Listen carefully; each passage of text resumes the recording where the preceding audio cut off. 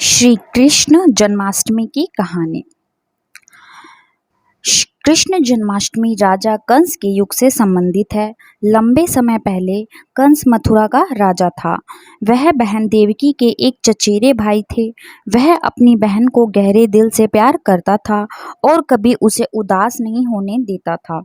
वह अपनी बहन की शादी में दिल से शामिल हुआ और आनंद लिया।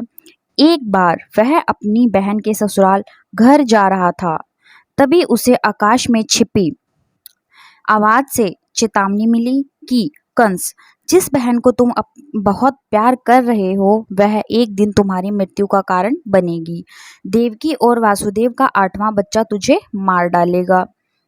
जैसे ही उसे चेतावनी मिली, उसने अपने सैनिकों को अपनी बहन देवकी और उसके पति वासुदेव को कारागार में रखने के लिए आदेश दिया। उसने मथुरा के सभी लोगों के साथ क्रूरता से बर्ताव करना शुरू कर दिया। उसने घोषणा की कि मैं अपनी बहन के सभी बच्चों को अपने हथियारों को रास्ते से निकालने के लिए मार दूंगा।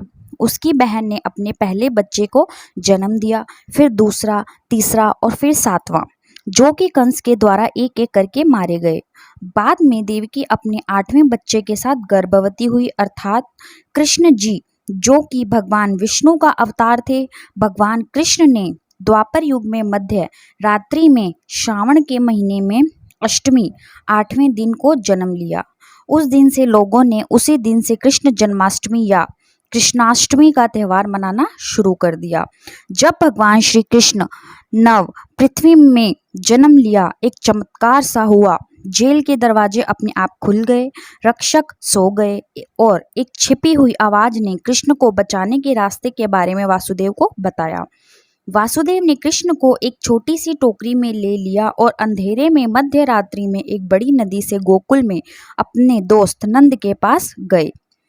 उन्होंने एक बरसात की रात को पार किया जहां शेषनाग ने उन्हें मदद की। उन्होंने अपने बेटे को अपने दोस्त यशोदा और नंद बाबा की लड़की के साथ बदला और कंस की जेल वापस लौट आए। सभी दरवाजे बंद हो गए और कंस को संदेश भेज दिया गया कि देवकी ने एक लड़की को जन्म दिया था। कंस आया, उस लड़की को पटक कर मारने की कोशिश की।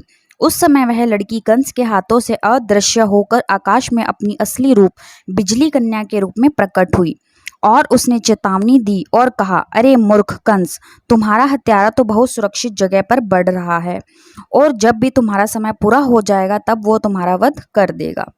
हिंदू पौराणिक कथाओं के अनुसार भगवान कृष्ण भगवान विष्णु के 8वें अवतार थे। यशोदा और नंद के सुरक्षित हाथ में गोकुल में बाल कृष्ण धीरे धीरे बढ़ रहे थे। बाद में उन्होंने कंस की सभी क्रूरता को समाप्त कर दिया और कंस की जेल से अपने माता पिता को मुक्त कर दिया। कृष्ण की विभिन्न शरारती लीलाओं से गोकुलवासी बहुत खुश थे और गोकुल में रहने वाले लोग इस त्यौहार को गोकुलाष्टमी के रूप में बनाते हैं। धन्यवाद।